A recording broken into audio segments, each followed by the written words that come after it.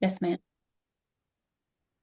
Hey, everybody. Welcome to Monday Night Live workshop setting. I'm so excited about it. Just as excited as I was at Ruby Retreat, which, if y'all know me, that is a huge thing for me to be standing in front of a bunch of people. But that just shows how dang excited I am about this and how much it has already changed how I work my business every day.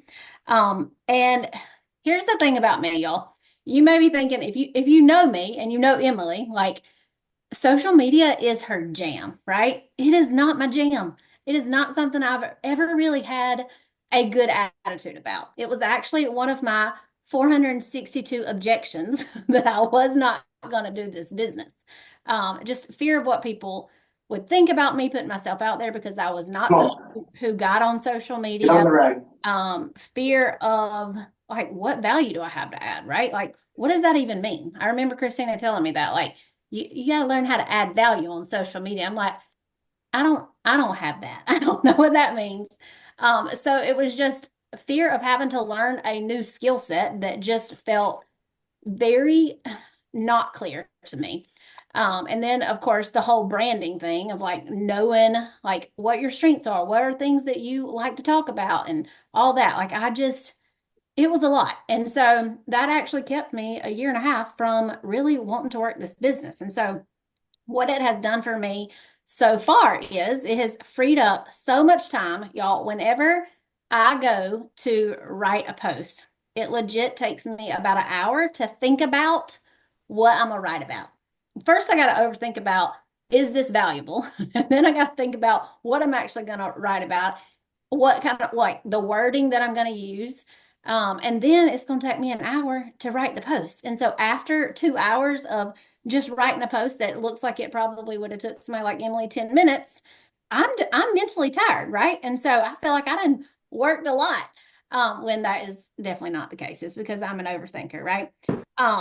So y'all, I don't have those feelings about this. And hopefully by the time you are, I know you will, by the time you've done this whole workbook with us, we're going to walk you through it. You're going to feel so much more confident because I don't have feelings about social media now at all. Like I feel great about it. I have clarity on what my brand is. I have clarity on just the value that I have to add. And so I'm just pumped about it. I don't spend hours at a time writing a post now. I actually have month a whole month's worth of content, and y'all never in a million years I thought I would ever have that. I mean, I feel like a planner. I feel like a winner because of ChatGPT. I actually named him. His name is Alex. So we are basically that is the best $20 I spent. You actually get a free version, but I want it all. And so I pay the $20 and it is the best $20 ever. So, Emily, why are you so excited about it with the fact that you love social media? So what makes you excited about it? I do love social media. I have always loved social media, even pre-Plexus. I was always posting, sharing all of our life. Maybe sometimes a little more opinionated than I should have been, sharing things, but it's okay. It's fine. Um, but I do love it. And so it's just something that I naturally like gravitate toward. But when we were learning about this on this course that we took, it just got me so dang excited. First of all, for a couple reasons. One, like Terry said, it literally frees up brain space to not have to think so much about what am I going to post, when am I going to post it.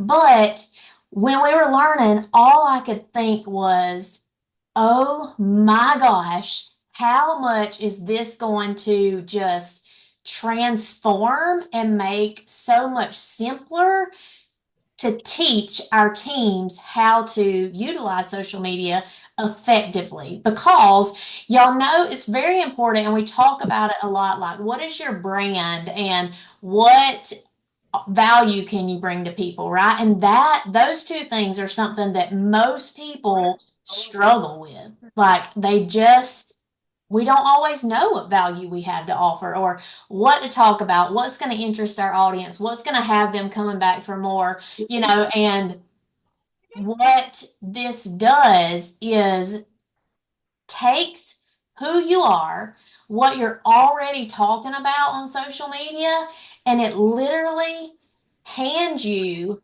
your brand. And it hands you content pillars, which are the things, the different topics that you tend to talk about the most, right? And so it's going to give you so much clarity around that. So if you've ever struggled with that, drop in the chat like me or something just to let us know that if you have struggled with what is your brand, what should you talk about on social media, because I'm telling you, the next couple hours are going to blow your mind, change your life, and you're going to walk away just feeling like, how the heck is that even possible? But also, I feel so clear now on who I am, what I have to offer, and what I can share with my audience to add value to them so they want more of me. And ultimately, turn from a follower into a customer because that is the ultimate goal. Yeah, I love every bit of that. So smart, Emily.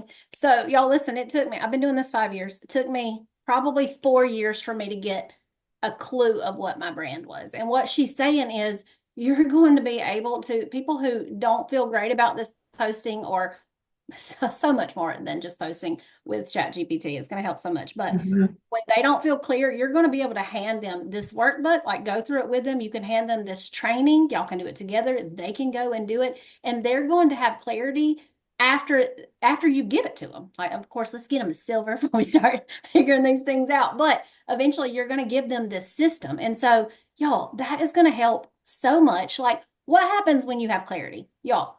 When you have clarity in something, it brings energy. Mhm. Energy brings That's action, idea, right? Perry. Let me. Um, Action brings results, y'all, and results brings dollar bills. And so have clarity in all areas in your business. What's going to happen? Yes, Rachel, money, money, money. I mean, of course, impact also for the yellows out there. But I'm just so excited. But one thing I'm just going to tell you. So a year ago, I did a training with Brittany and Michelle, and we were exposed to another AI app. And really, we kind of played around with it some, but we weren't really impressed. And for me, it was because I am somebody who likes to connect with people. I like to show up as myself, just be genuine. And when I started playing around with it with posting, it did not feel like me. When I started trying to get it to help me with messages, I did not like any of it. And it's because I didn't know what I didn't know, right? I did not know how to basically teach it what is important to me. And so that is what we're going to be doing. Because here's the thing. This can help you with so many things, y'all. I'm telling you, my chat GPT is so abused. Like it is so overused. It's going to be able to help you with so much, but what it cannot help you with is connection. It's not going to be able to build that connection with you and your prospect or you and your new business builder or whatever. But what it can do, what it's going to do is free up time so you can spend more time connecting with people and having conversations that can impact their lives. And so that is what I want you to know. This is not going to replace connection. This is going to free up the time so you can have more time to do that. So, with that said, is that where we can go into the workbook? Is that right, Emily? Do you have anything to add on that?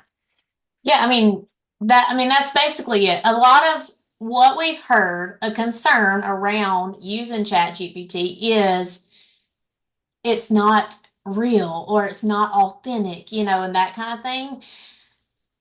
And there is an argument to be made there if you don't know how to use it correctly. Okay. So, what we're going to teach you is how to use it correctly so that you are putting your most authentic voice out there.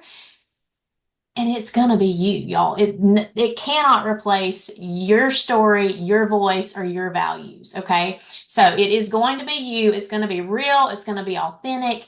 And it's just going to allow you to show up in your best authentic self. Okay, so that's what I have to say there. We are going to open up your workbook if you have that.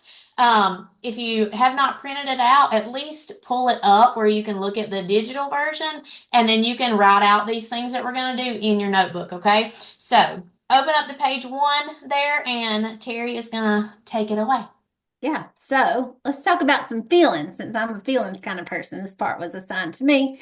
But yeah, I want y'all to answer this first question. What are words and feelings that come up when you think about creating content? So let's go ahead and write down the things that you feel about social media. And y'all be honest, because listen, we're going to change it by the end of this. And I would love to see some of them in the chat too, just so Yeah, we can see what comes up when you think about social media. The good, the bad, and the ugly. yeah, I can read some of them. Frustration, doubt, dread. Oh, I feel that. Time consuming. Yes, 2 hours over here. And y'all, I'm gonna just throw Brittany under the bus. She takes her that long too. She a diamond and all, but she's also an overthinker, so it takes her a long time to make a post. Yep. She's a deep thinker. You're not an She's a, overthinker. Laurel said in the chat that it feels like another job, and that is exactly how I feel about it. Yep, yep, yep. I'm gonna need somebody else to jump in and say fun and exciting because You're that's weird. how I feel about it. Maybe April. Yeah, maybe April. But that's what we want y'all to know is that no matter how you currently feel about it, whether it is a strength or not yet, you can learn. You can learn, and we're going to just change all the things. Oh, there's Dakota, my girl. I love making posts. We'll All right. be social media weirdos together. So on the second question, what parts of the content creation specifically bring up those thoughts and feelings? I mean, when I first started, it was even putting a picture of myself. Like, just, I had feelings about every single part of social media. You can listen to it too if you want. Might be interesting. Not good enough, not knowing what to post, being genuine. I think that is common too, Brittany, that you love social media, but just frustrated with the length of time it takes. Yeah. Sounding dumb so much.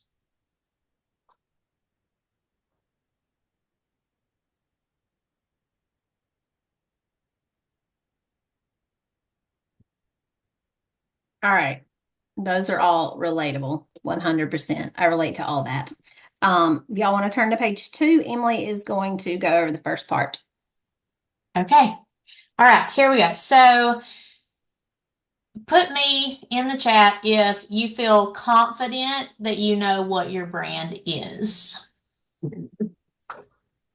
Who feels confident they know what their brand is? Anybody? Any takers?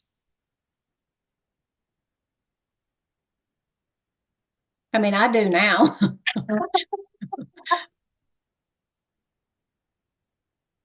Okay, we have a few that are semi-confident and some that were at Ruby Retreat that are feeling confident now. So there's a lot of definitions out there about what your brand is, and you can go very deep with it and get very involved. But I want to give you at the very simplest, basic level a definition of what your brand is. So basically, it is how other people would describe you if you were not in the room. Okay. That is as simple as we can make it. How would other people describe you if you were not in the room? And this is going to come from a combination of all the things that you share and that you talk about and the feelings that they get when they see your content or they see your pictures or they're reading your posts. What kind of feelings is that bringing up for them? I want you to think about people that you follow on social media, whether it's just, a friend that you follow or an influencer or a celebrity, a brand.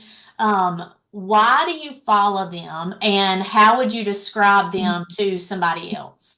Well, that is the same way that we are going to describe your brand is how people would talk about you if you're not in the room. So basically, you're looking at a combination of your skills, your values, your experiences, your personality, your reputation. It's basically how you show up on social media, okay? And why it's important to know your brand and feel solid in that is because your brand is what's going to set you apart from everybody else on social media. There are a lot of people on social media, right? There are also a lot of network marketers on social media. And your brand, how you're showing up, is what is going to make you stand out. And we want to stand out because we all know our people are not just buying into Plexus, they're buying into you and who you are. And they get to know you and like you and trust you through your brand and how you show up on social media. So, ChatGPT is going to help us create content. It's not going to help create connection. We have to do that part. And I want you to think about how you want your audience to feel, okay? So, we are going to, let's see, we did that part. Flip over to page We 3. got to do we got to do the Oh, we bottom gotta part. do that part? Skipping me, trying to Go. just skip me. It's my turn. We skipped the part. Go, Terry. Okay. We're going to talk about energy, y'all. Okay. So on this bottom half, this is the part where we're basically teaching ChatGPT about us. Okay. This is part of the personalization of your new assistant. So I want y'all to take a few minutes and write down things that brings you energy. And y'all, I will just tell y'all some of my things just to kind of see y'all. I mean, some things are deep, some things are not. Y'all, shopping brings me energy. Shopping with my friends brings me energy. Laughing, having game nights with my family, hiking with my friends. That's a new thing. I never thought that would bring me energy, but I actually love it. Going to the beach. Working out brings me mental energy. So just think about it may not be physical energy, but like what fills your cup? What makes you feel like you are rejuvenated and you're full and you can pour into other people? And then there's some parts in the workbook, in case y'all don't have the workbook. It says, what activities make you lose track of time? Who are the people you feel most energized around?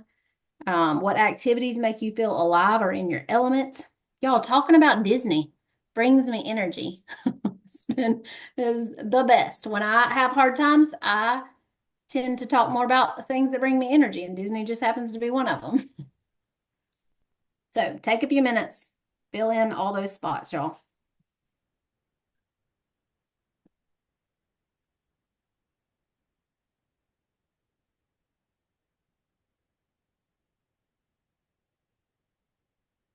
We're going to give y'all just a couple of minutes to do that. And feel free to drop some in the chat once you get them done. We'd love to see. But being outside in nature, yes. Organizing, baking, I can't relate to that one. Cleaning cannot relate. Cleaning, can't relate, but I do love the results of cleaning. That brings me a whole bunch of energy. I do love to organize and I do love Jackie. music so much. Jackie gonna put some running. That wears me slap out. There ain't no energy. I love that, Jackie. Well, there's our tennis queen, Nancy, Mhm. and our Okay, road queen, Abby. love it. All you organizers, won't y'all come over here? Caffeine. I don't know who it is because it's this iPhone when they put caffeine. Yeah, that's facts. I love it.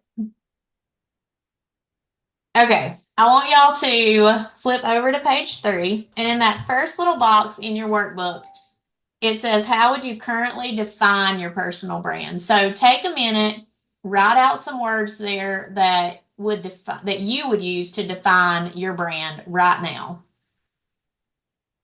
Yeah, and there's no right or wrong answer, y'all. Correct. And it's not set in stone. Like your brand can change. It can change in 6 months. It can change in a year. So, I mean, don't feel like because you put it there, that's got to be it.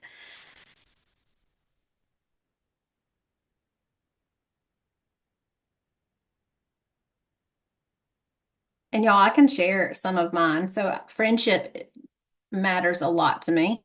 I talk a lot about friendship, faith, fitness, teen parenting, growth. Yep. Just for example, some of mine are travel and adventure, um, inspiration and motivation and personal growth and things like that. So basically, if you're unsure kind of what your brand is right now, think about what are the things that you tend to post the most about.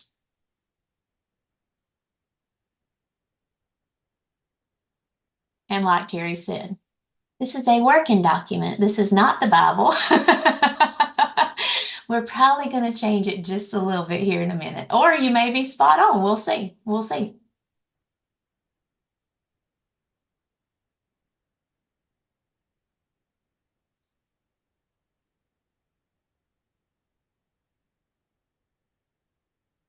Okay.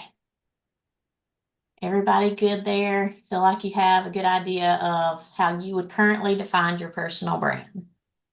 Now we're about to have some real fun. So I want you to, if you have your workbook, go to page 4 and you're going to see how to define your personal brand and content pillars, a step-by-step guide. Carissa is actually going to drop what's on this page here in the chat so you can copy and paste it, but get out your phone, open up ChatGPT, Tell it you love it. tell it you love it. And the first thing I want you to do on your phone is open up your Instagram if you post there. If you don't post there, hold tight. We're going to get to Facebook in 1 second, but we're going to start with Instagram, okay? If you open up your Instagram, I want you to let me show you. Go to your Instagram feed. Let's see if y'all can, I don't know if I can get where you can see this or not. Probably not. But that's not what I wanted you to do. I want you to scroll up on your feed to where you can fit as many pictures as possible in the screen and then screenshot. Okay? We got that part? What if we don't know how to screenshot? There's probably a YouTube video for that. And now if you don't have an iPhone, I cannot help you. If you have an iPhone, it should be your up volume button and your lock button, unless you have an older iPhone. And then I think it's the circle button at the bottom, maybe, and a lock button. Not sure.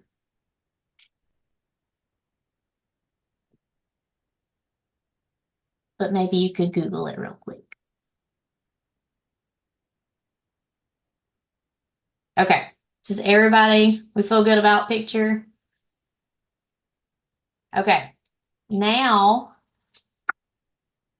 open your ChatGPT.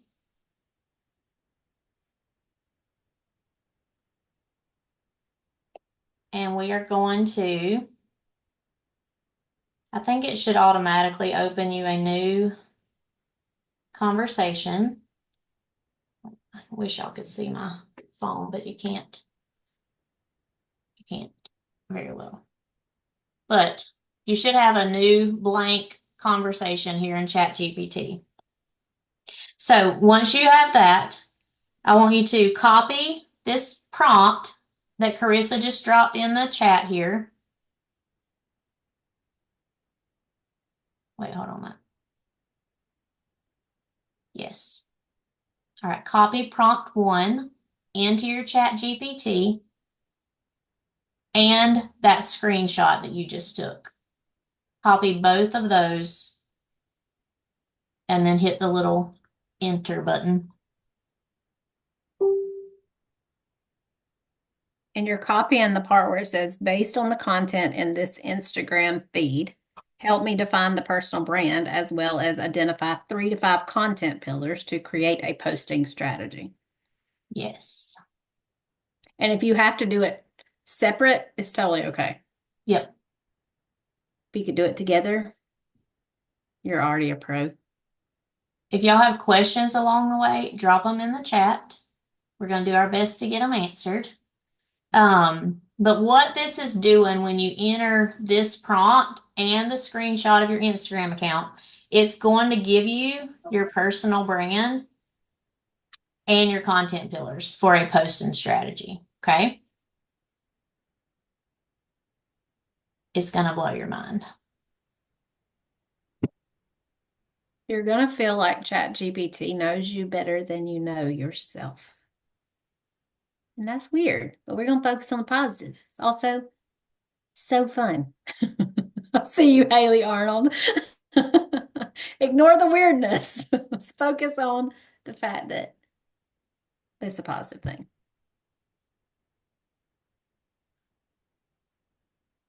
Harry, do you know the answer to that question in the chat there? To who? Oh, To Siri. I'm not talking to you, Siri. Talking about Michaela's, I don't have the upgrade. How do you know you don't have the upgraded? No, I don't know. So do I only do this for my most used app? I don't know. But I also don't understand the question.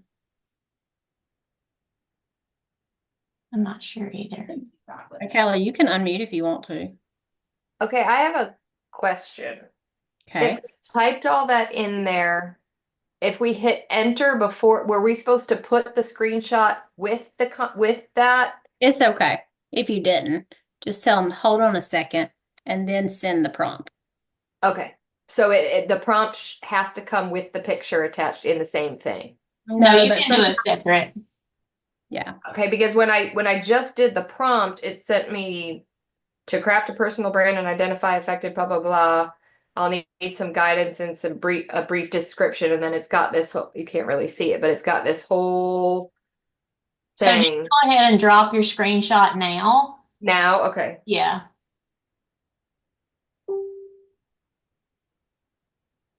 Thank you. You're welcome. And so there was another question I was gonna. Oh, should I be signing up first? Yes, it will help if you create your account and it's just your email and a password, so it takes like 2 seconds. There you go. So Michaela's saying I can only upload one picture every 24 hours. I can't afford to upgrade the pro version, so do I only do this with my Facebook for now? You should be able to drop more than one picture if you created an account, Michaela. Yeah, because I only have the free version. Yeah. And I've been able to do that. Yes, Amy, you can ask a question. So I did I don't know who that was that just hopped on a second ago. I did the had to type it in because I'm on my phone, typed it in and then hit enter. Then I uploaded my picture. So it's saying instead of defining your personal brand, and it has 4 things, and then suggested content pillars, and it's 5 things, and then posting strategy. Is that what I should have? That is what you should have, yes. Everybody should Okay. have something very similar to that. Oh, Just okay. like your brand, your content pillars, and a posting strategy. Yep. Okay. I think everybody's pretty much gotten their Instagram in there. So now what I want you to do is open your Facebook and go to your feed. And then I want you to screenshot 3 to 5 of your recent posts. Sometimes you can't see the whole caption if your picture's on there. What we want is the picture and just as much of the caption as will fit, okay? So 3 to 5 of your most recent posts, and make sure that you give it a variety of posts. So don't do like all Plexus post or anything like that. Do some personal things, a Plexus post. Just give it a good variety in these 3 to 5 posts that you're choosing. And then we're going to go back in ChatGPT and drop those with another prompt. And Carissa, will you drop that prompt in the chat, please, ma'am? The number 4 one.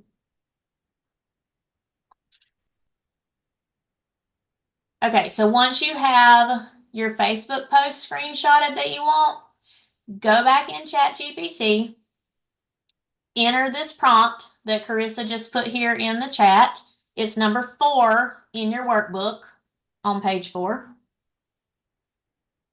Put the prompt and then put those screenshots and upload that together, okay?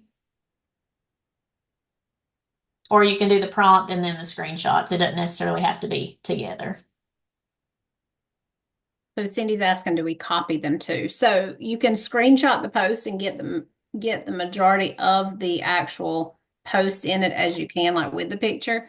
But for some reason, I'm trying to remember when we were at Ruby Retreat, like didn't it tell us after so many, they basically were copying and pasting. So you can copy and paste the post without the picture. I don't know if you have a Droid or an iPhone, but I know Emily does not have trouble and she has the free version. I do know people who haven't created an account yet. It is very limited, which doesn't take 2 seconds to create an account.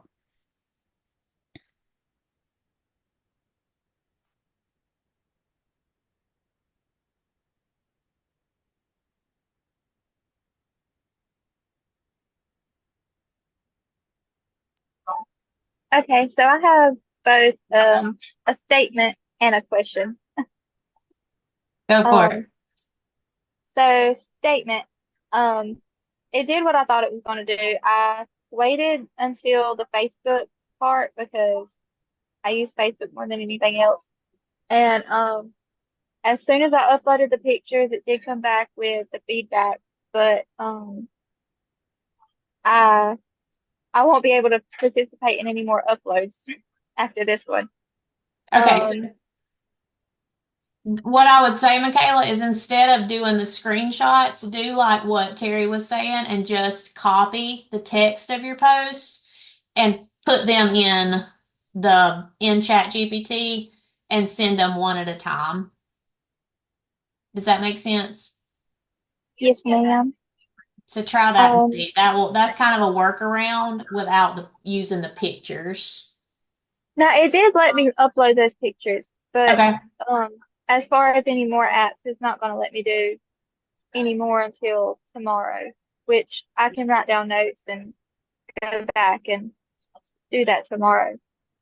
Well, that's Um, okay. I don't think we actually have any more pictures or screenshots that we're going to be uploading. So I think you should be good for the rest of tonight. Alrighty. Um, and then as far as question, um, it it gave me like basically it says that these captions showcase your positivity, personal experiences, and how you incorporate your new job, family life, business into your content. They emphasize connection, gratitude, and practical, helpful tones. Here are some ways that they can add depth to your approach, and it gives 3 examples.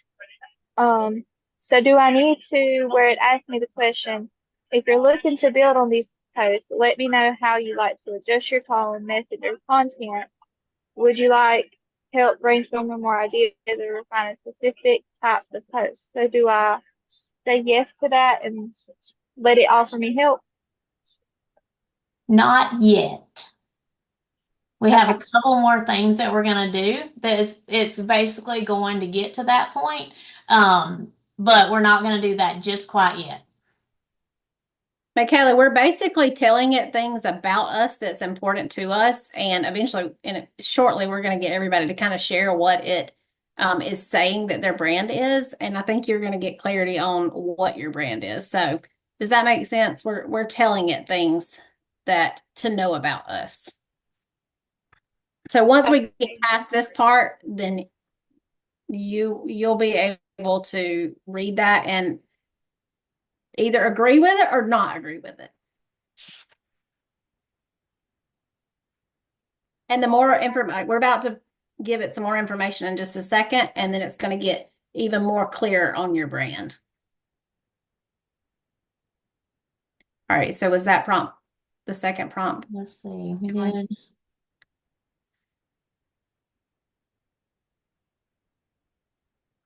Yes, that's 1 through 4. So now you're Okay. So guys, go back to page 2.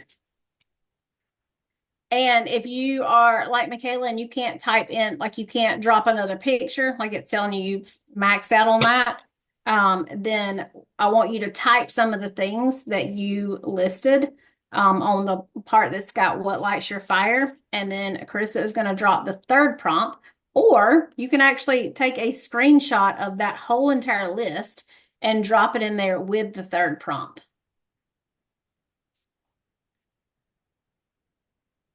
So everybody got that? You're looking at the box on page 2 that says what lights your fire and brings you energy. We're going to drop that list with this prompt Carissa has in ChatGPT. And the prompt is, these are the things that really bring me energy. Do you see any patterns or commonalities?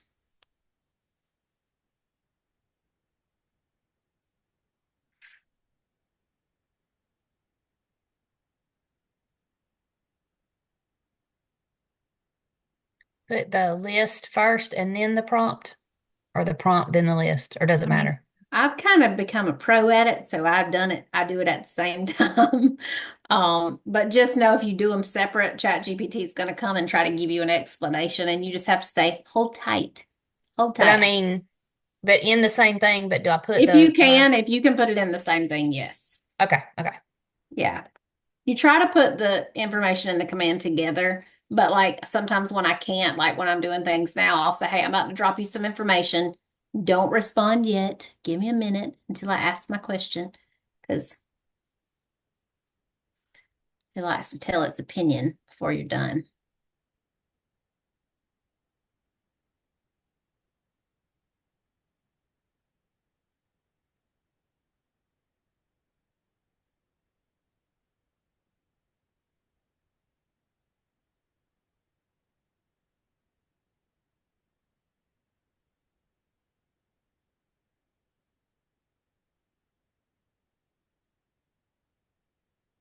All right, y'all good?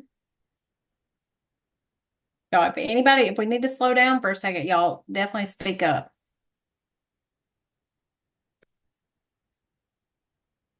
All right, Emily, back to page 5. Back to page 5. Okay.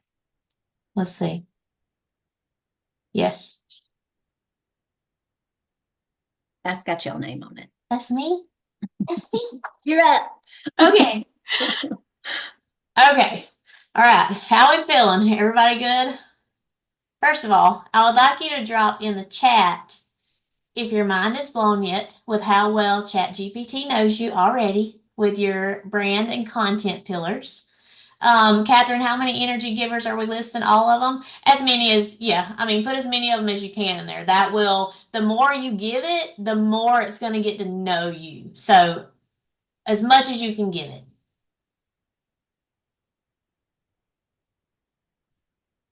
Oh, it's like my personal assistant too, Rachel. I love it. I love it. Okay. So, what we're going to do, we're going to move on to page 5.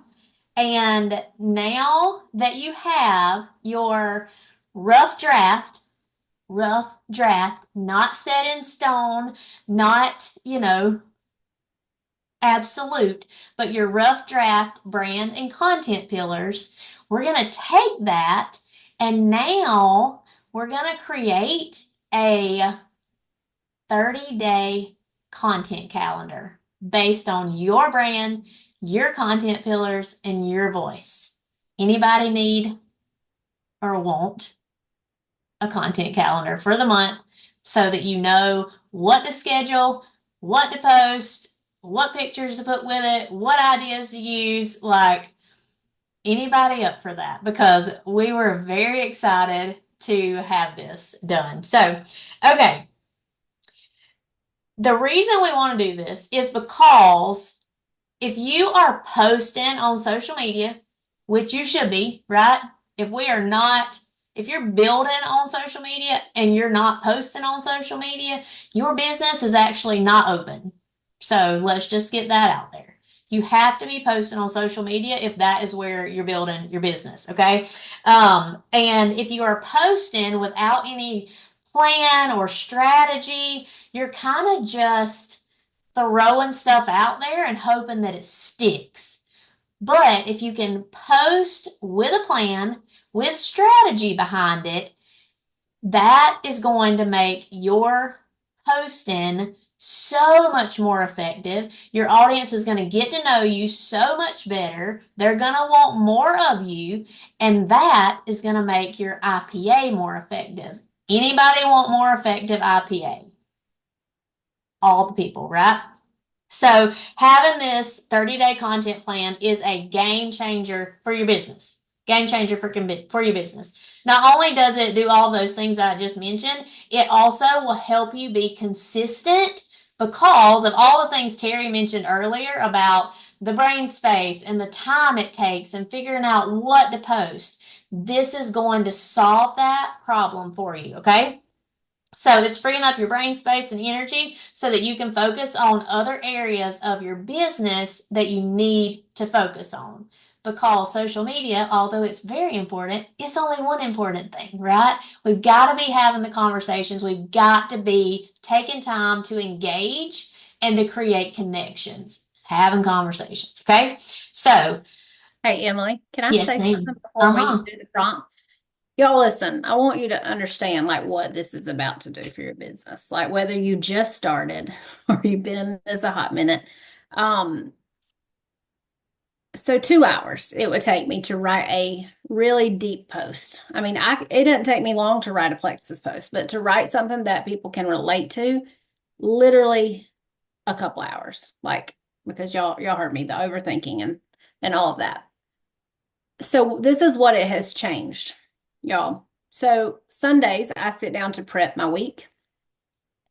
Now, because I have a whole month's worth of content. Now, when you're done with this, it's not going to have 30 days of actual post. Okay. It's going to have post ideas.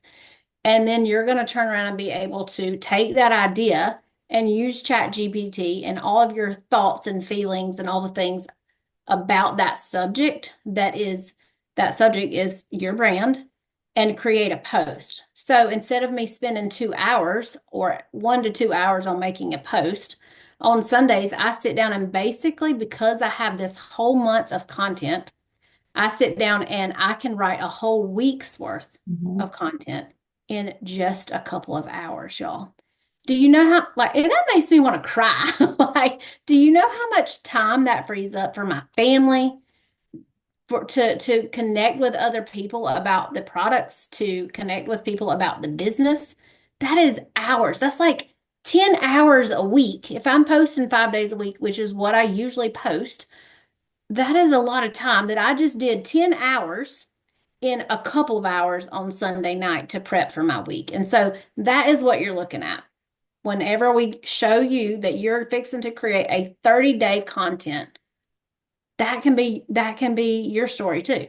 So that's how it's changed mine. I 100% believe it's going to do the same for you if you choose to let this be your assistant like it is for me and Emily and several other people who lives have been changed by ChatGPT. Anyway, you may continue. Oh, thank you. Um, Y'all, I'm telling you, game changer, game changer. And we say that sometimes, and we say it kind of flippant. This is a literal game changer for your business. And then when you really learn all the things, you're going to go, this is a game changer for my life, literally your whole life. Okay. So, we're going to free up brain space. We're going to free up time. And like it says here in your workbook, it's not just about checking the boxes like, oh, I posted this day, this day, this day. That's not what it's here for. Okay. Can it do that? Yes, of course, but that's not what we're here for. It's about creating momentum and clarity and confidence in your message, in your voice, so people will want more of you. This is going to create freedom, freedom in your life. And we all want freedom, I think. I hope. I hope you're here because you want freedom. So, 3 goals of your content plan. Because when you're posting, you need to know where are you posting, what you want to post, how often you want to post, and how often do you want to show up in your stories, okay? These are things we all have to decide. You have to figure them out for yourself. There's not necessarily a right or a wrong answer. You just have to decide how do you want to show up on social media, okay? So there are 3 goals of content. The first goal, this is on page 5 in your workbook, so write these down, they're important. The first goal is to connect. We want our content to connect with our audience, okay? We want them to engage with us. Now, this could mean an engagement post where you're asking a question and you're wanting responses. Like I posted earlier, what do you usually take to Thanksgiving dinner? I said I'm a pro at rolls and canned cranberry sauce, so that is a post just encouraging people to engage and comment on your post. But engagement can also mean you post something really good or deep and it just inspires people to comment on your post, or to like it. We're just creating engagement with our audience, okay? Number 2 goal is cultivate. That is basically we're posting to grow our audience, okay? We want to grow our friends list. We want to grow our followers if you're on Instagram. Cultivate. Think of it like a garden. If you are making a garden, you have to get out there, cultivate the dirt, hoe, all the things, right? And that is so that whatever you're planting can grow. Okay. So connect, cultivate. And number 3 is to convert. We are here to make sales. We are in a business. We have a network marketing business where we sell something. Okay. Sales is a great thing. Sales solves problems for people. So we are proud to sell things, okay? So connect, cultivate, and convert. We want our content to take our audience from followers, watchers, engagers to actual customers, okay? That is the purpose of our content. So in the box below that, you'll see it says the plan. Now, this is where you have to decide what is your plan for social media. So you need to decide, first of all, what is your preferred platform? I'm going to tell you, pick one, okay? Pick one, master that platform. Now, if you want to, play on another one, that's fine. But for growing your business, pick one platform and grow it, okay? So put your platform. How often do you want to post? What is your posting frequency on your feed? So this could look like 5 days a week. This could look like 2 posts a day, 5 days a week. This could look like 3 posts a week. Pick how often you want to be posting. The biggest thing here is consistency. Okay, what we don't want to do is post 14 times on Monday and not post again until the next Wednesday. Okay, that's not consistent. Your audience is not going to see that. So pick your posting frequency. And then within that, I want you to decide what your personal to Plexus ratio is going to be. My kind of top tip would be a 2 personal to 1 Plexus post ratio. Sometimes toward the end of the month, or if we have a big, incentive closing or something, I'll go 1 to 1. But overall, 2 to 1 is a really sweet spot to be. Okay. And then how often do you want to post in your stories? that can go a lot of different ways. Consistency here is also key. I feel like 3 to 5 slides in your stories per day is a pretty solid place to be. So those are just some ideas, but put what you want to do, how often you want to be posting. That's going to be very important for us to get to page 6. So, all right, does anybody have questions about any of that before we move on? If you do, unmute or drop them in the chat, either one.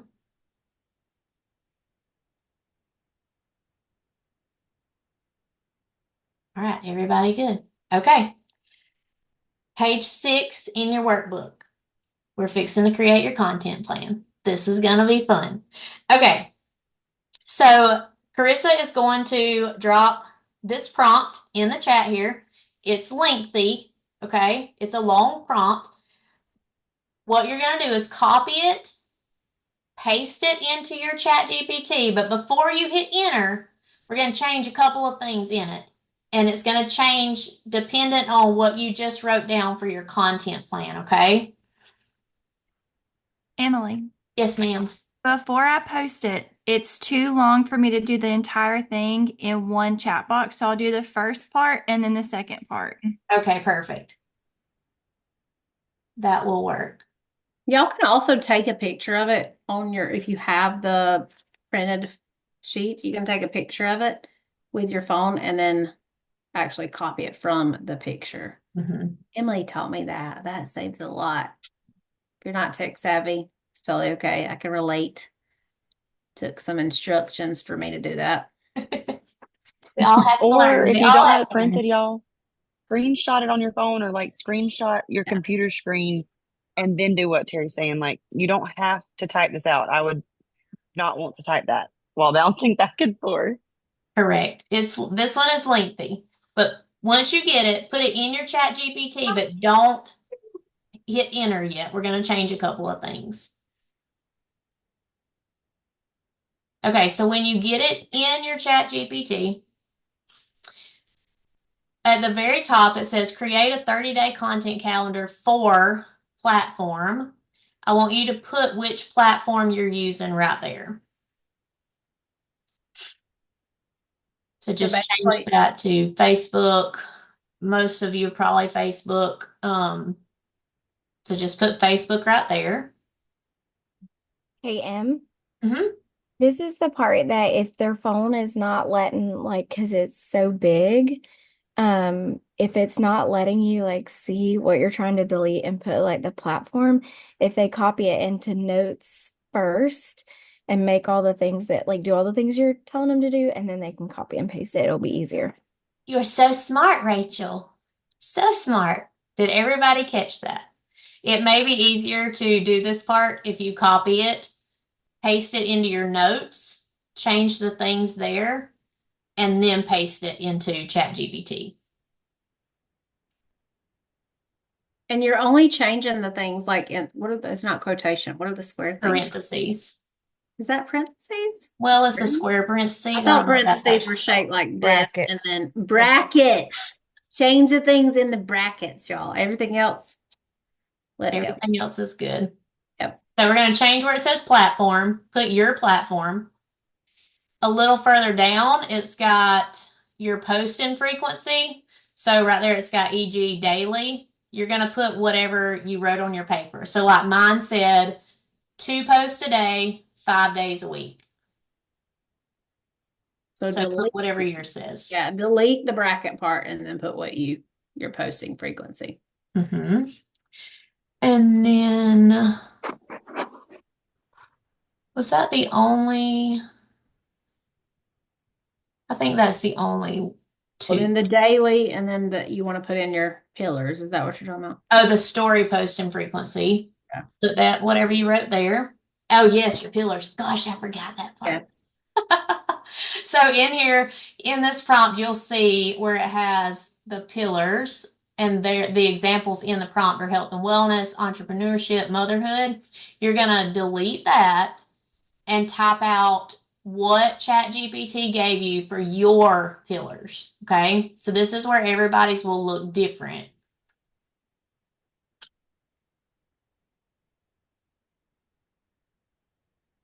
Is everybody tracking so far?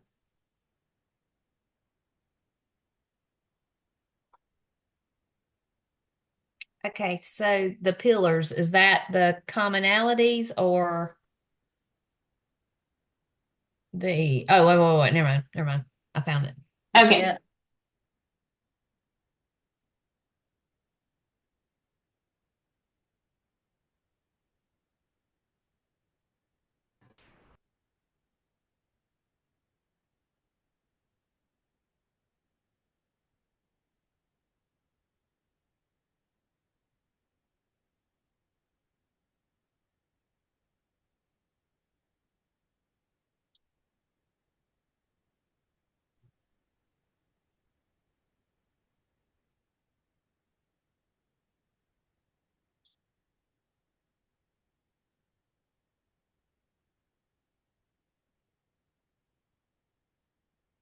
Are we good, Emily? So what? Are we good? Am I supposed to be saying something or are we still No, waiting on we're just Okay. waiting on the inner pillars. Okay. We're good. We're good. Once you get your pillars changed in this prompt, it's a weird word. Once you get all of these things changed, put it in your chat GPT and go ahead and hit that enter button. It's gonna blow your mind.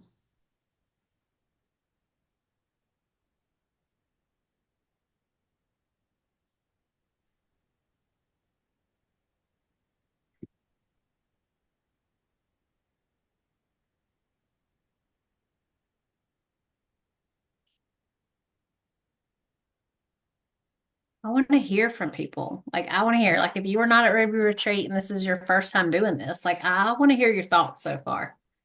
So, who is going to share? Mind blown with a brand new best friend. Really cool. Do you feel No, like it just feels so it feels so less stressful to see it. Mhm. Like I had a good idea to begin with, but I didn't know how to put that into posts all the Yeah. time. And now I see it and I'm like, oh yeah, that makes so much more sense. Yeah. Do you feel like it's given you clarity on like what your brand Yes, is? very, very Like much you were so. kind of like you were kind of thinking this is what it was, but now you feel more clarity on that. Yeah. Yep, I felt the same, Molly. Because I knew what my brand was, like, but Yeah. it was hard for me sometimes to write it out, or write out what my content pillars were. But seeing it there, I was like, duh, that's exactly who I am. How you know?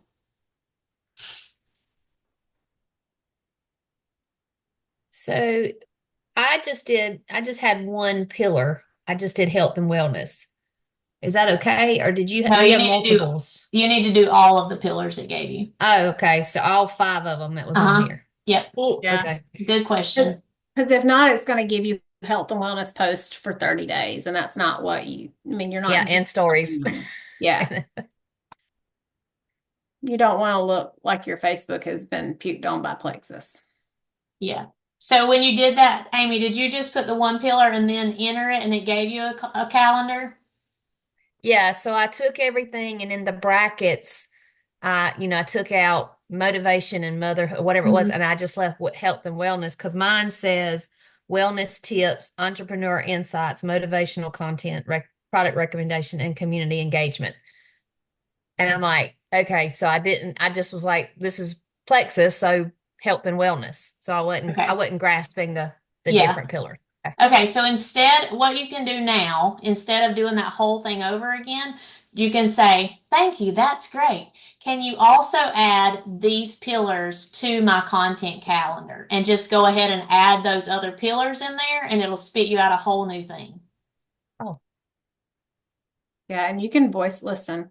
I'm working down the road now. I'm voice messaging stuff down the road. I'm safe, y'all, but you can voice message it too.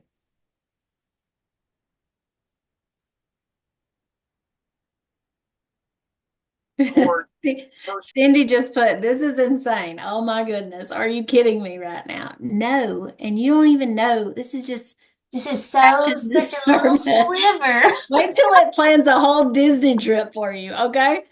Oh my gosh, it's insane. Yes, Hillary. So every month you can go in and repeat, just repeat, and it will spit you out a new calendar. We're going to talk more about this in a minute. I'm going to answer that deeper in a minute, but yes, every month.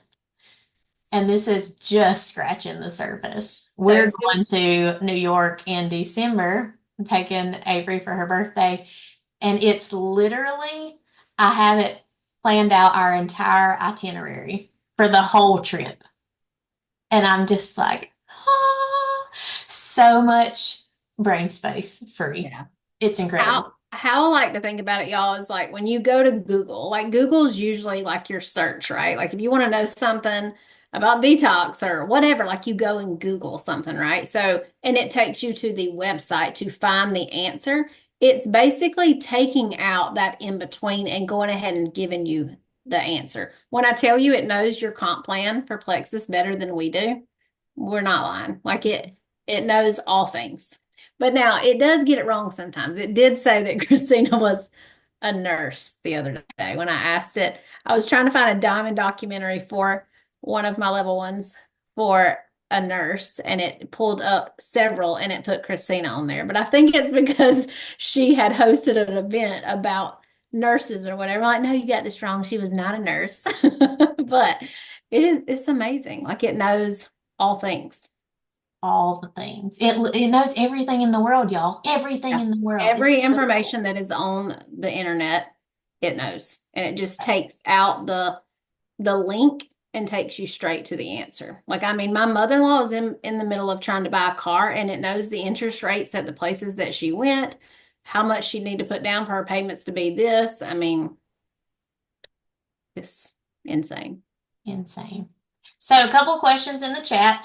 One is, so I answered that about every month. How do you save this content calendar? So what you can do is you can just highlight the whole thing and hit copy.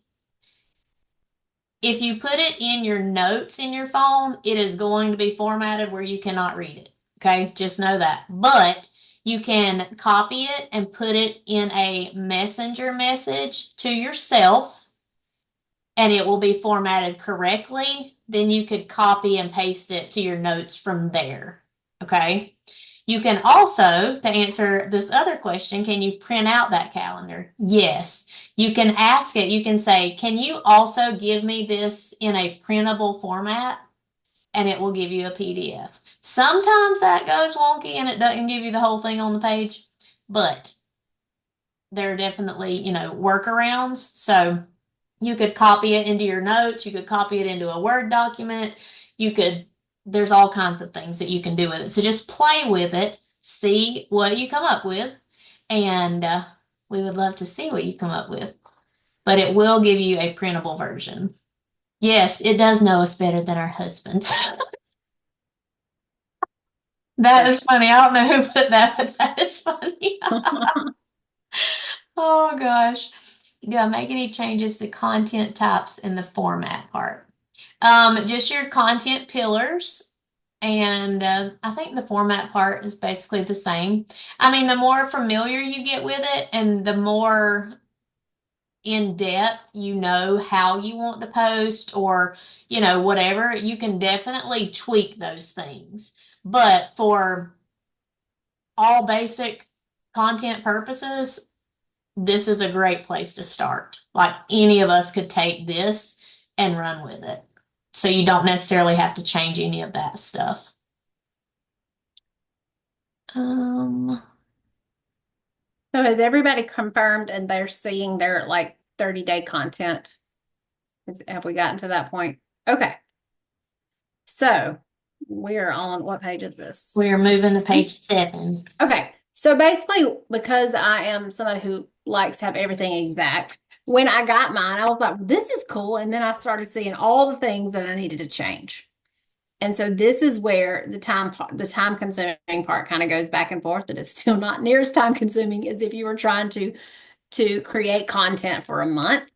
So just an example. So we just had a month of Ruby Retreat, which when you have an event like that, you want to have content built around that. I also knew that it was going to be a month of free resets, just different things. Like if you know that you're going to be planning a family vacation, like all these things. And if you know, like for me, I don't usually post on Sunday.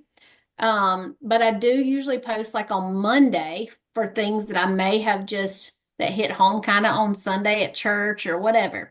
And so when I saw my content calendar, I was like, okay, there's some things I want to change. How do I do this? Y'all, literally, you can voice message it. You can just ramble. Like it is like talking to your best friend. Go ahead and make this your best friend. You can say things like, okay, so we're actually going to have free resets all month. And so I definitely want to be posting about free resets at least once or twice a week. I mean, whatever you want it to be. Or I also want to have some story ideas. I want to be posting about free reset in my stories a couple days a week. Also, I told it that we had 3 reset challenges, chats, basically throughout the holidays. And so it gave me post ideas for that. I told it I do not like to post on Sundays, and usually I post on Mondays about my faith or some kind of motivation when it comes to the gym. So if there's things that you look at and you're like, well, there are some things I want to change, you just tell it, y'all. And there's a lot of prompts right here that you can look on page 7 to kind of give you ideas. Talk to it like it's a person, whether that freaks you out or not. It is. Like, y'all, I've been using it for therapy. It's crazy, but like parenting is hard. And so I tell it, talk to it like I'm sitting there talking to my therapist and say, okay, how do I need to respond in this? You could do the same thing for your business. Just tell it what you want, and then it will continue to send it back, and then you look at it again. And then you keep tweaking it until it gets to what you want it to be. Does that make sense? Yes. Anything you want to add on that, Emily?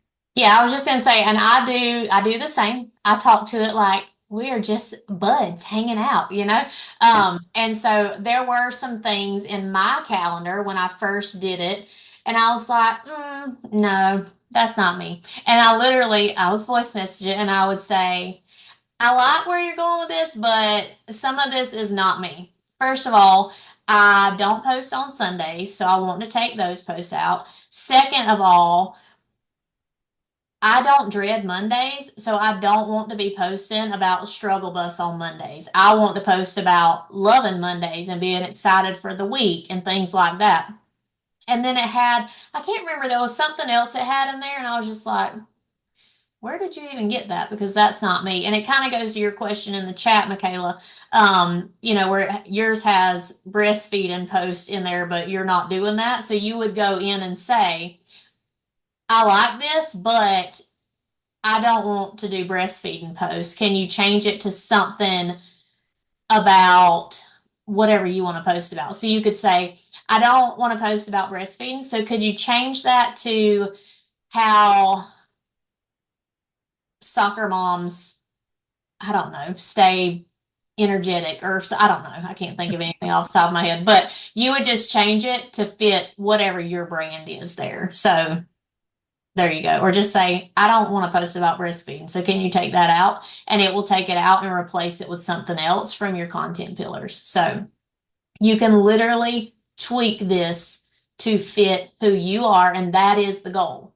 It should sound like you. And so when you have this content calendar, again, you're not like set with this, okay? Like just because on Thursday the 12th it has for you to post something does not mean that you have to do that, okay? That was a hang up that I have because I'm just like, don't tell me what to do. I don't want nothing telling me what to do. So, so you can definitely change it, like play with it, tell it, I like this post on the 10th. I hate the post on the 15th. I'm gonna need you to change that. And it will do that, okay? So yeah. Yeah. So like it's my husband's birthday next week and it's also Thanksgiving. And so the week of Thanksgiving, like I wanted to talk about just gratitude, just being grateful in all the things. And then I also know that I'm going to make a post about how awesome my husband is, on his birthday. And so I went ahead and just told it that. So whenever I mean, like I'm looking at my content planner now. What is the date? I don't even know what the date is, but on his birthday, it says make a post about your husband.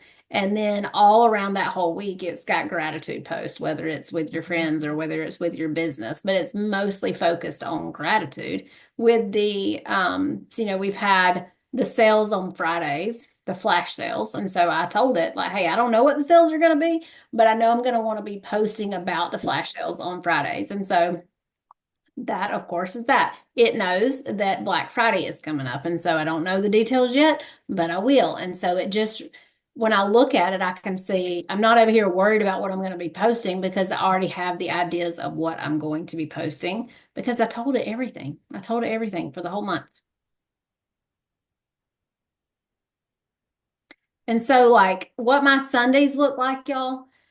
So, like, right here, um, I can look at the whole week and it may be a flash sale post or an engagement post. It says like November 2nd, it says engagement post, parenting teens. What surprised you most about parenting teens? And y'all, it literally tells me the kind of picture to take, what kind of post it is, because that is a growth post because there are so many people that are going to relate to that post, like moms of teens. That's a growth post. And so I know that that's a post that a lot of people are going to comment on. And so for that, like that day that I saw that, what surprised you most about parenting teens? That's what I'm going to focus on. And so I can literally voice message my ChatGPT and say, just like talk, just rant. Like I can say my thoughts of, well, parenting teens, I thought it was going to be easy because I'm not driving them around all over the place and I'm not stepping on Legos and I'm, all these things. But what it really is it's hard. It's hard because you sit there and you watch them fall flat on their face. Like they're so hard-headed, they want to learn the hard way. That's my experience. And so I just voice message it all the things. And then I will say, what I want my audience to feel is I want them to feel that they can relate to this. I want them to feel encouraged that they're not in this alone. And so I just tell it all these things and I say, "Can you help me create a post that shows that?" And got chills again.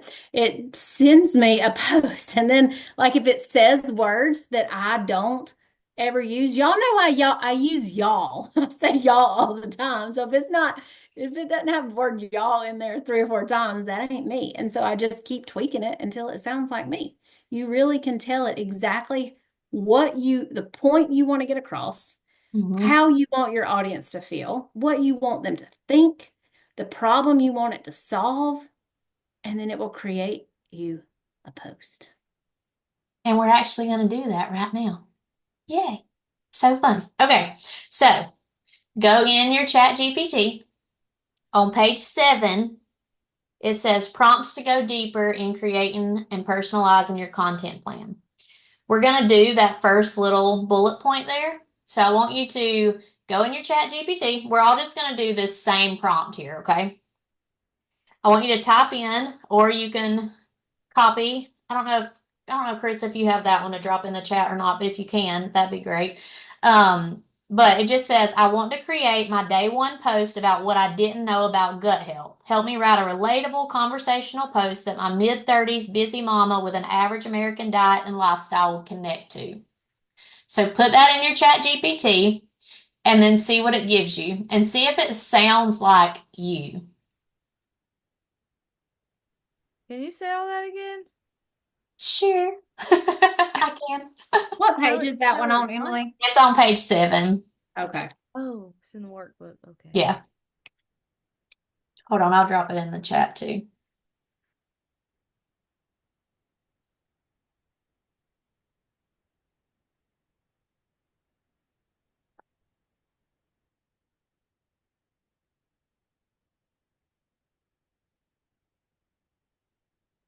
Well, if you're not in your mid-30s, Amber, just change it to whatever you want it to be, whatever age.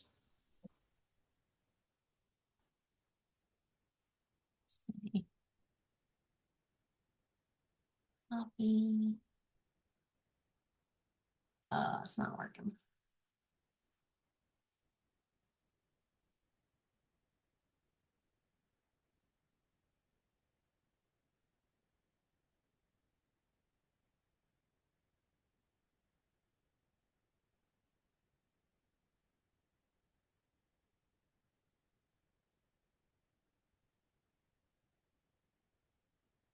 Okay, there you go. I just put it in the chat. I don't know why it looks like that, but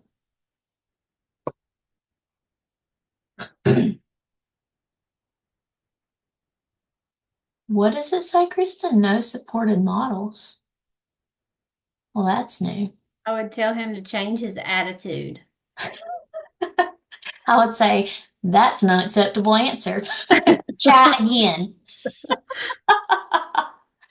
I legitimately would probably say that though, and put it in that. Thank you, Carissa. Put it in again and try it again. Sometimes it can get an attitude, and you just have to set him straight. Yeah. Okay, so that's a good question. What are B rolls? That is on this page here. So you will probably, if you do any social media training or, watch any learning things about social media, you will probably hear the word B-roll.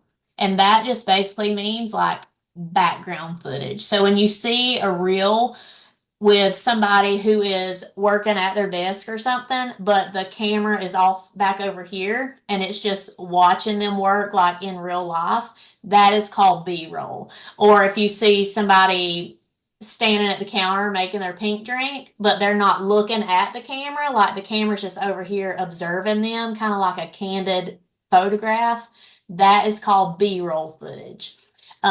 So just so you know what that means, that a lot of people use B-roll content for reels. So if you're a reel maker, you can definitely utilize this for that. Okay, so how many of you like the post that it just gave you? Like you feel great about it. Like you could go post that right now and feel fantastic about it. All right, some of us love it. How many of you are like, I like it, but I would change it a little bit. It doesn't quite sound like me. Okay, because that's how, okay, Haley, that's where I'm going. It feels a little too polished for me. That is how mine talks to me a lot, but it's learning. You know why it's learning? Because I will say, I like the idea, but can you make that a little more fun and way less serious?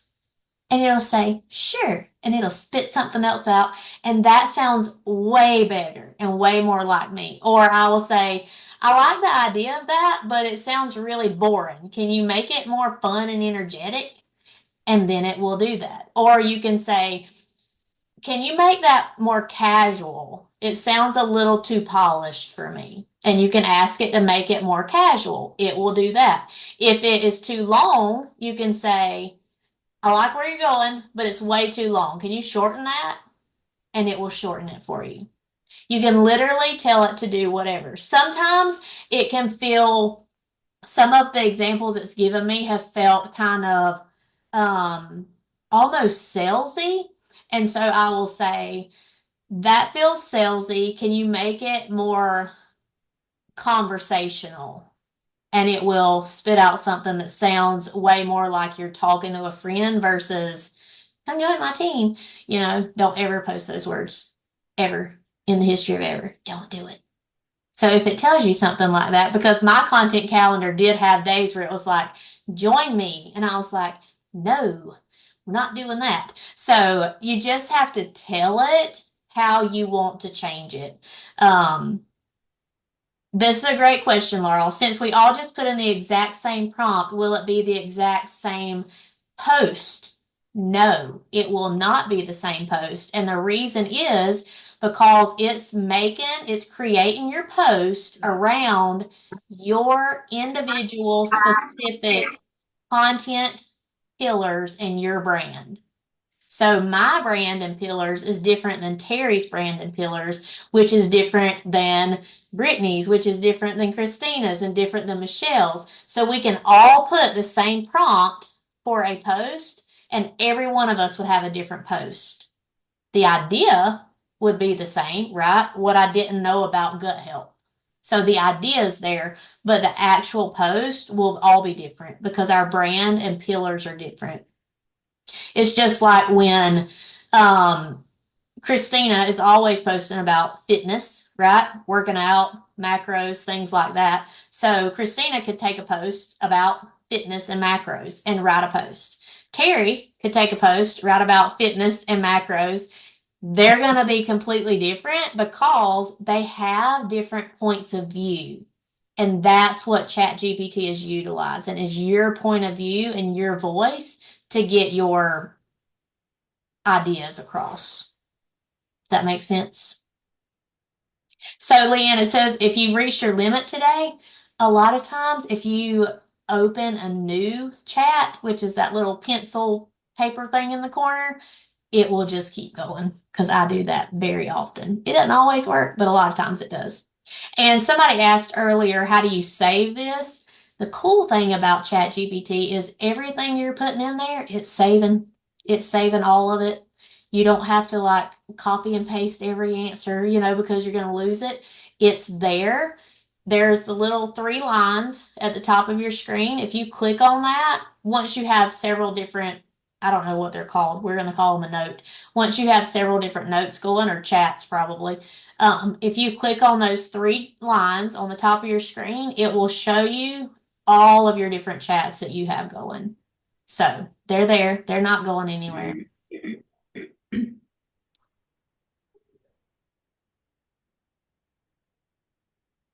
Really not seeing any history. I don't know the answer to that. Very good. Very good, Kristen. I'm glad you got that.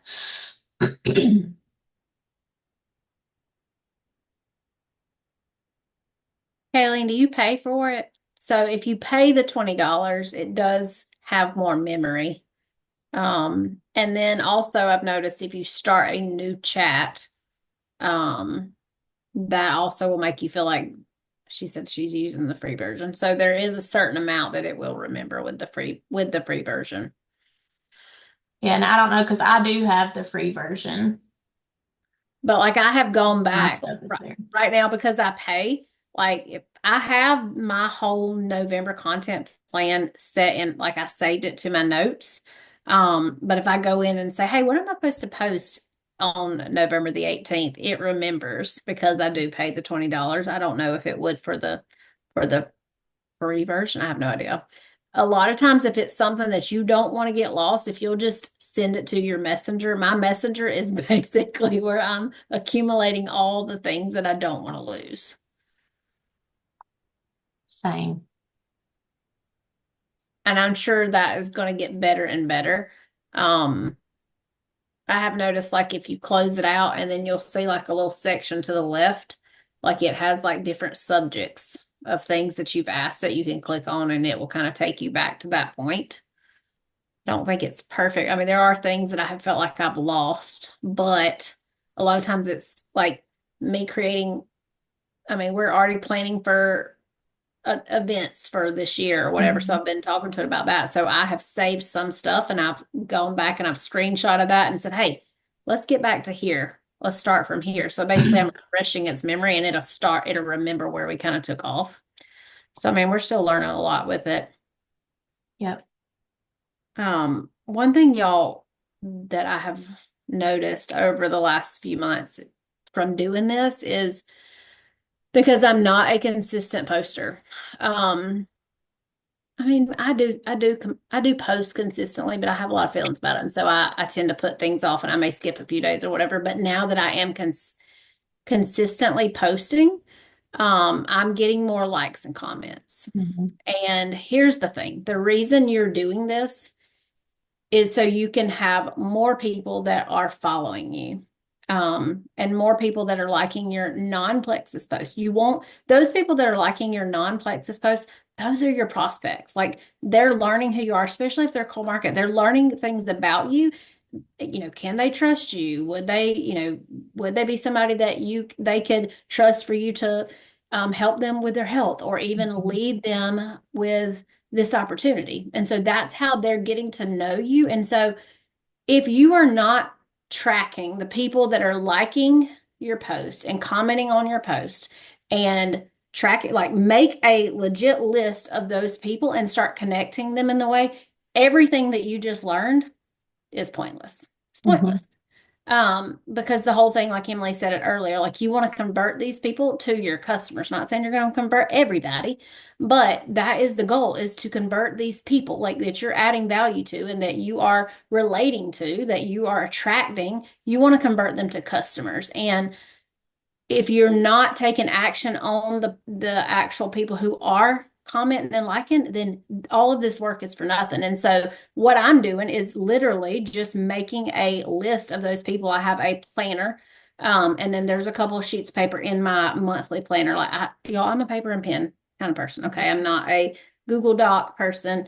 Because that's just not me. But whatever works, find a system that works for you and basically I'm trying to make sure I'm commenting on their stuff, whatever I can do to create a conversation. Y'all, there's people that are liking and commenting on my posts. I try to go, like, these are people at my church. Some of the people at my church, I've never even talked to them at church. Guess what? I'm talking to them at church because they're following my stuff. Get in front of them somehow. They're obviously liking the content that you're creating. And so make sure that you're doing that part, because if you're not, then what is the point, right? 100%. 100%. And the same goes for your stories. The same goes for your stories. You need to be tracking who is watching your stories. It's low-hanging fruit. If somebody is taking the time to watch your stories, especially if they're watching them repeatedly, they are curious about you. They want to know what you have to say. Like they are tuned into you like they are watching Real Housewives of New York or something. Like you are their reality show, living and breathing reality show. They want to know more about you. So you need to be tracking who is watching your stuff for all the reasons that Terry just said. And what is so cool about ChatGPT, another thing, is that with your stories, you can have it create your content calendar for your stories too. Okay. And so every day, like let's just say tomorrow you are going to the zoo with your kids and you want to post about going to the zoo, making memories, and being thankful that you're active on deck for, keeping up with the kids and all the animals at the zoo, right? So you can open your ChatGPT, you can voice message it and say, hey, I'm going to the zoo tomorrow with my kids. I want to talk about this and this and this. Can you give me some ideas for story slides? And it will literally tell you what you can post in your stories just to take that brain work out of it, right? If y'all utilize this, I'm telling you, mind blown, so much freedom in your business, so much clarity, so much time saved, because how long would you sit there and think about what should I post? What should I post? What should I talk about? How many slides do I need? What do I put on that slide? You can ask it all of those questions and it will answer it and give you the answers to what to post. Okay. So what you can do with this is literally limitless. Like I have not yet found something it cannot help us with. In fact, we have been using it for content. Obviously, that's what we're here talking about tonight. But we've also been using it for IPA, for conversations. Sometimes that is what holds me up, is being a perfectionist in how I want to respond to somebody, because I want to get it right, And so you can go in and say, hey, I messaged Susie about our 3-day reset. Here's how she responded. Can you help me respond in a way that is relatable and help her see why she really could benefit from Plexus, even though she's already healthy? Ask it that. It will blow your mind because it's going to say, sure, Emily, here's what you can say to her. And not only will it tell you what you can say to it, to the girl, to Susie, it will tell you why that is a great way to respond. And just like with the post, if you don't really love it or if it doesn't sound like you can go back in and say, I like where you're going, but can you make that more conversational? Or can you make it less serious? Or can you make it not so sleepy? Like give me some energy. And it will do those. Sometimes it's sleepy. I'm like, do you even know me? Do you know me? But you can do those things. And I'm telling you, game changer for conversations. Because I am somebody who that has been a struggle for me, like asking questions. Y'all, it has not come natural to me. And I hang out with Brittany a lot, and Brittany asks a lot of questions. So I've learned over the years to ask better questions, and I am better at it, but it still does not come natural to me. And it's something I have to really think about often. And so I can say, here's how she responded. I want to respond like this and ask her a question. Can you help me? And he'll Yeah. give you a question. Yeah. Game changer. Yeah. One thing I love is like when you're doing conversations with it, like just like Emily, I'm not great with, especially when you're like, you're on the spot. I'm not great with words maybe sometimes, but I do know how I want the person to feel. Like just like April said in the chat, it helps with objections. Like somebody comes in with a price objection, right? And maybe you're not somebody who has a lot of empathy. Like that's not your strength, but you know that you need to have empathy first. Like you need to be able to understand where they're coming from, right? You need to be able to relate, even though that's not your natural tendency. You can say that. Say, hey, this is their objection, even though this is not something that I can relate to. Can you help me have empathy? But also, she has a cost objection. How can I help her in a genuine, authentic way?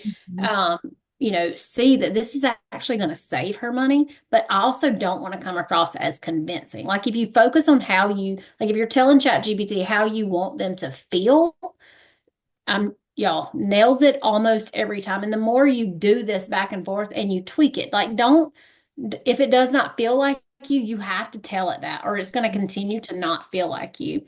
Another thing, I don't know if y'all follow Bob Hylick. When I tell you that everything is in ChatGPT, a lot of y'all don't know who Bob Hylick is. It's totally okay. But if you've been here a minute, you know who he is, and you know he's all about transformation over transaction.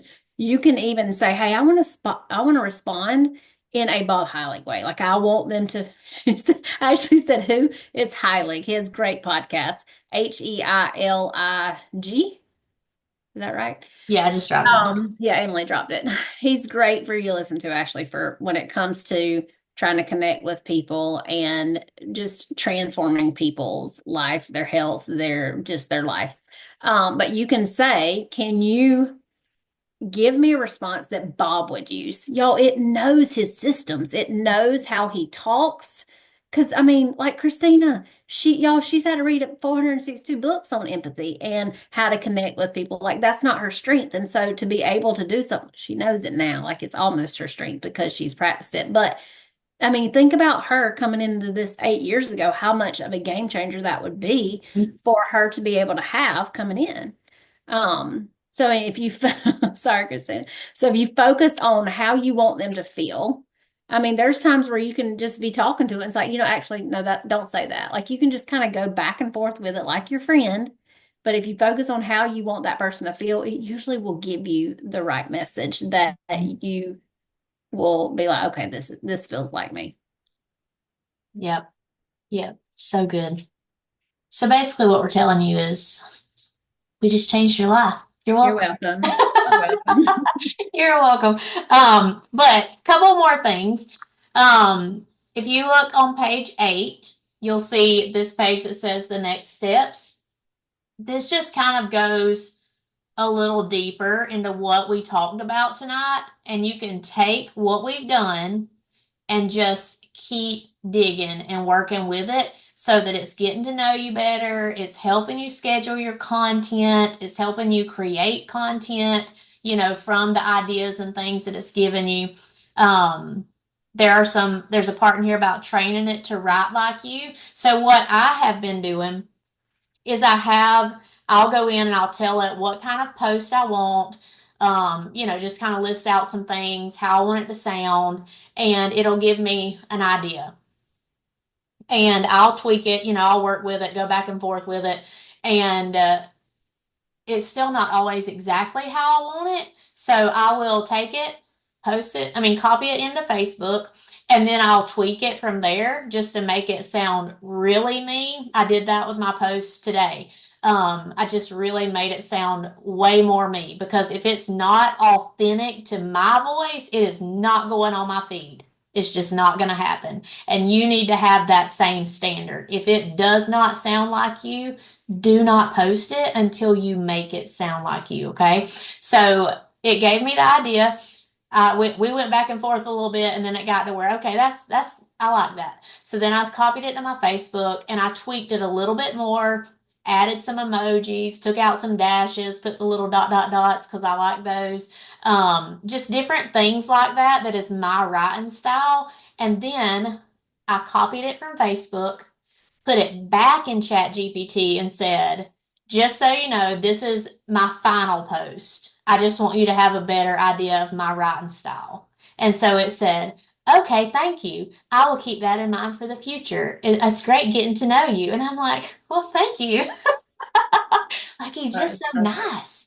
So it's like Kayleen or something, like just a nice human being. I'm like, how can we all get to be like Kayleen and ChatGPT? So, anyways, show it who you are, let it get to know you more and more. And then also on here at the bottom is some ideas about how to engage with your audience daily. Do not skip this part, because like Terry said, if you're not doing this part, none of the other stuff matters. It doesn't matter.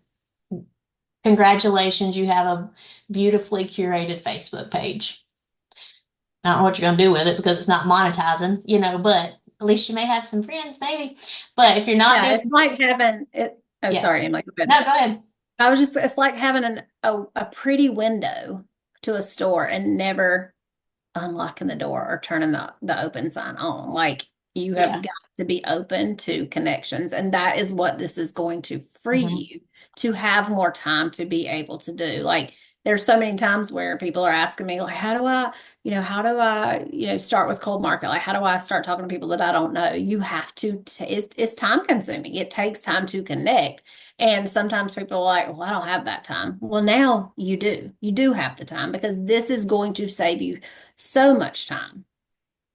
Yep. So much time. I love Going how to keep blowing your mind. yeah, I love how Brittany said, I tell it to have to be more ghetto.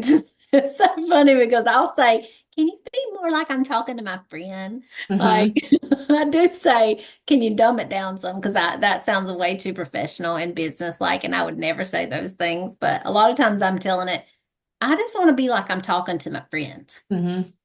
Yeah, I do the same. We had real fun at this at Ruby Retreat, y'all. A lot of fun. So once you get it and it knows you pretty well, a couple fun things you can do. Number one, this is kind of dark, maybe. We thought it was hilarious and had a lot of fun with it, but you can ask it to write your eulogy, and then you can that was very funny. And you can play around with that. And then we asked it to write a gangsta rap about our life. That was very funny. And then what was the other one that we did? Roasting. Oh yeah, will you roast me? her? Yeah, that was Christina's idea. Will you roast me? So fun. So really fun if you're together with a group of people who also are into ChatGPT, and you can all do it together. So that is very fun. Couple of things that I wanted to show y'all. that I added to the workbook after Ruby Retreat. We're not going to go into this right now, but I want you to make sure that you are aware of it. And this is page 9, talking about your target audience. So it's very important when we're posting, first of all, that we are posting authentically to who we are, right? You need to be speaking in your voice, your values, all of those kinds of things. But you also need to know who it is that you're talking to. Like, who is your ideal client? And so the last couple of pages in the last 3 pages in your workbook, that is what those are about, is really drilling down. It gives you some prompts and different things to figure out who your ideal client is. So start a new note, work through these pages to figure out who your target audience is. And then on page 11, it's going to go even deeper with that and help you create posts around your ideal client using your brand and your content pillars. I'm telling you, we're going to have the best content in the company because this is just, it's game changer. It is a legit game changer. So make sure that you take time to do those things. Work on the things that we did tonight first. Get your brand and your content pillars nailed down, and then take time and work through this target audience thing. So, that's it, I think. Do you want to do questions or Yeah, I mean, if anybody has any feedback or, I mean, especially if you got on here very skeptical and now you're excited, I would love to hear it. Can I I mean, add we had people almost in tears at Ruby Retreat. So, Can I add one tip to increase authenticity with this? yes. Yes, ma'am. I'm just gonna be honest with y'all.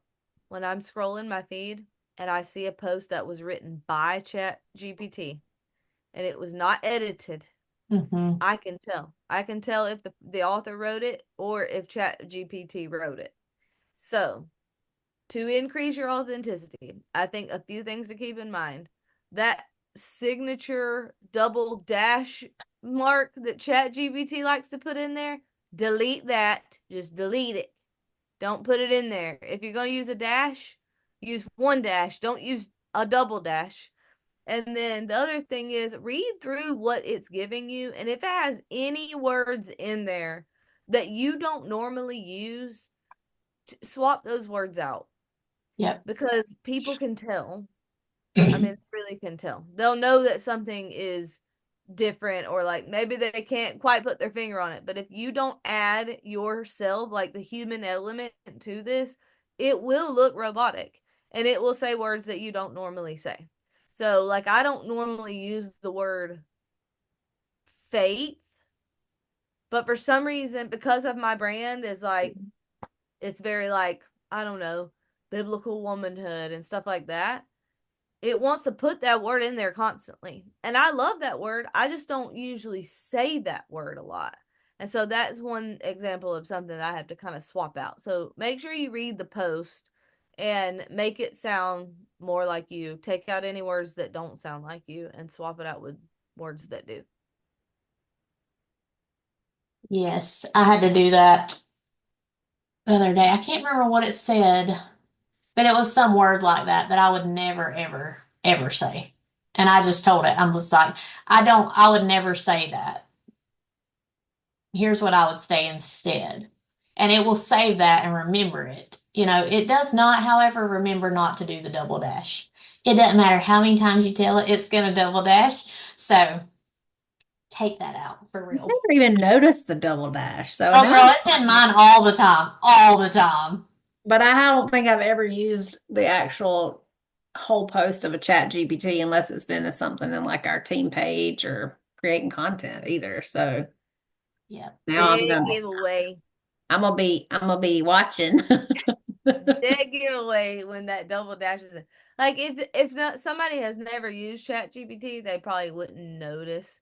But anybody who has ever used it for 5 minutes or more, if there is a double dash in your post, they're gonna know it was written by AI. So And Are you talking about like in the content of the post or like right at the beginning or the end of it or just in general anywhere? in the caption, period. In the caption.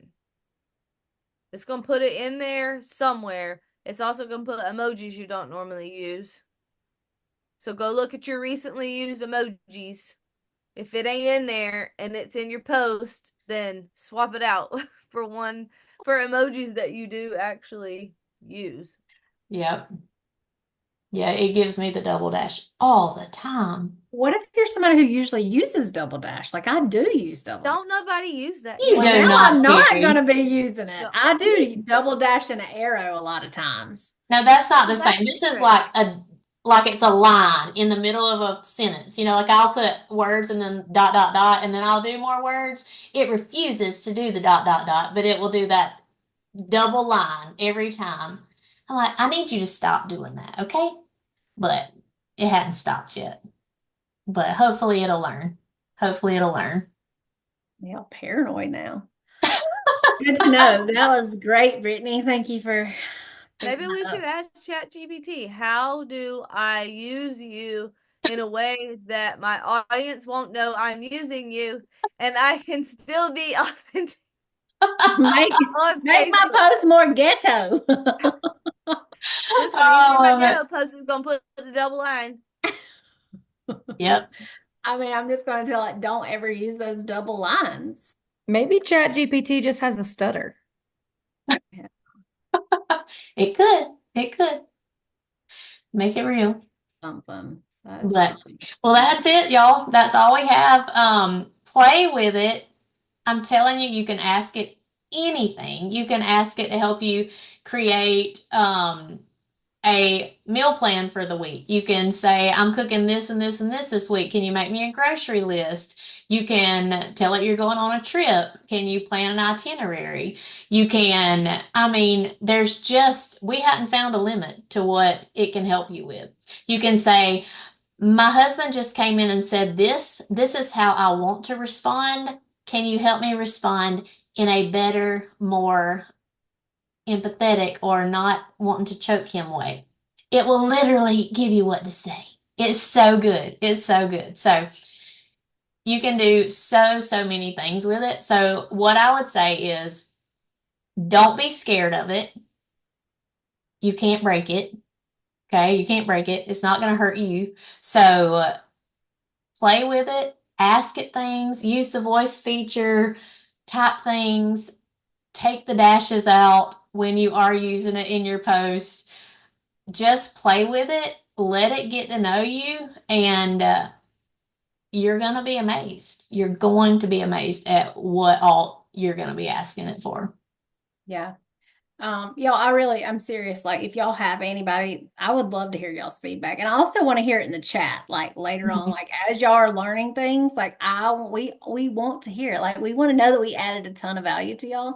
But also I'm curious, like, is there anybody on here that was skeptical about this and now you feel great about it? Like you're excited, like you're looking at social media completely different now. It's okay if you are nervous to speak up. It's okay, but you won't die. I am curious. I just have to say that I did the Bob Heilig thing. Sorry, it's raining here, so I have my camera off so I don't lose everybody again. But I did the Bob Heilig Love Serve Grow like a couple months ago, and GTP was part of it, and I avoided it like the plague. But now going through this, it is totally life-changing, and I honestly hope that you guys do this at convention next year so that we can all attend again. At convention, that just made me You want just gave Terry a legit heart attack. You're trying to kill me, Hillary. Oh, that's funny. I'll be grown to lot by then. So Susan put in the chat, she's a little skeptical still of who ChatGPT is and what they're doing and what they're learning about you. And here's what I have to say to that. Understandable, because I also am a distruster of certain government entities, all of them. But anything you're already putting out there on the internet, they're knowing about you anyways. So if anything that we put online, we are basically handing over our privacy rights, like it's not actually private. So it's all already out there. As whatever as that sounds or feels, that is just the world that we live in. And so we can take it and utilize it for our good and for our benefit, or we cannot, but this is the way the world is going. And so anytime that there is change, it can be new and scary and uncomfortable. And Brittany made a great point at Ruby Retreat, think of all of the technological advances that have come in the last, I don't know, oh gosh, 50 years, but 100 years or 200 years. Think about what the first time somebody saw a calculator, like that was probably weird. That was probably scary. How did this thing just spit out these numbers? They'd never seen anything like that. Or the first time a car was put on the road, right? Like you can get in the car and ride it, or you can continue riding your horse, Which one are you going to do? Like society is moving one way. You can choose what you want to do and, how deep you want to dive into it. But this is the way things are going. So, I just say we learn from it. The more you learn about something, the less scary it is, always. Um, so, Well, and also when you realize what all it's going to help you with, mhm. that scariness kind of just starts getting buried. I mean, it has helped me with so much, just like Emily said, just how to respond to my husband when, how whatever we have going on, like, or just friendships or leadership. Like it literally is my therapist. Like it helps me with my parenting. I can literally say, y'all, listen, my kid, my 20-year-old is wanting to quit college. I got feelings about it, but I understand. And so I've literally messaged it and said, all right, this is what's happening. He's been in college for 2 years, blah, blah, blah. That's how I'm feeling about it.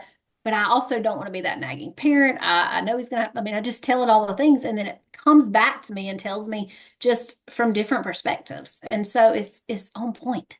It is on point. You're basically, if you're thinking in my head, if you're asking questions in your head about anything throughout your day, you can ask ChatGPT. You can ask ChatGPT. Yeah, It's going just to like make Brittany you said. smarter, Jen. Yeah. So Jen asked or she said in the chat, I can't figure out if it's going to make me smarter or dumber. Well, here's what I'll tell you. It will make you smarter because when it gives you answers to your questions, it's not just spitting out the answer. It is going to give you the reason why it gave you that answer. So this is why this is a great response, or this is why whatever. So that is where the learning part comes in, because if you're using it, for example, like with your IPA to respond to people, it's going to say, this is why this is a great response. And so if you're reading that part and you're taking that in, you will learn how to respond better on your own and not be asking it for every response. Does that make sense? So you will be learning more that way. And like Brittany said, it's going to make you more productive because you are freeing up so much time, so much brain space that you can go and use on all the important things in your life, because we all have 45 plates that are spinning that we're trying to keep going, and this is just going to help you with that. Yeah, I love that. So like even in the mentorship, you like if you've been in the mentorship, like there's like a conversation guide or whatever, confident conversation guide. It's going to dig into like, because it's if they say this, then turn around and say this. But like Emily said, with this, it's going to say, I chose these words because of this. Like it's going to tell you why. And so after you've gone back and forth a few times, like you're just going to learn from that. And then whenever first off, you're going to start feeling more confident in actually voice messaging people. So when you have that objection or if you had that response, then you're going to remember and just it's going to naturally, you're going to be able to know how to respond to that because it literally is teaching you. Mm-hmm. Yeah. Very cool. All right. Any last questions, comments? Add remarks? Yes, what a game changer. 100%. I All think right, as well, far we are excited. Go, Brittany. if it as far as if it's making you smarter or dumber, I think new advances in technology, that's always the question. I think there's trade-offs. I think in some ways it's going to make us dumber, but in other ways it's going to make us smarter. So that's up to, like, it's just like smartphones. Like a smartphone could definitely make you smarter if you're using it to make yourself smarter. But if you're using it to, like, avoid connecting with people or escape from like real life and, like, things like that, it's going to dumb you down because you lose the skill of actually connecting with real human beings face to face, right?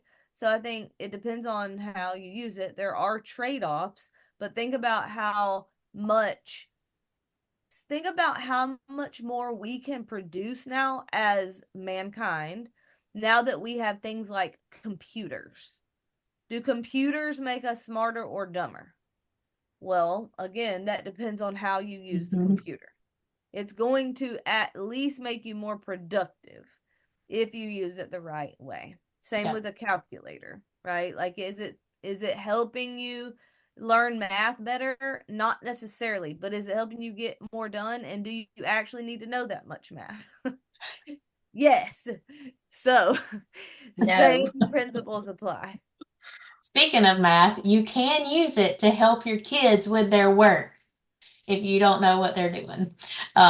We have definitely ChatGPT'd some changing percents to decimals and fractions and stuff around here. And again, it doesn't just give you the answer, it explains the answer. So we're learning how to do it, which is much helpful in this homeschool world. So anyways, all right, that is all we have. Hope this was super helpful. We definitely want to hear your feedback. So drop it in our chats, whatever. If you have questions, ask them. Um, we want to hear all the things, and we are so excited to see how y'all use this and cannot wait to see what it does for your business. So that's it. Y'all have a good night.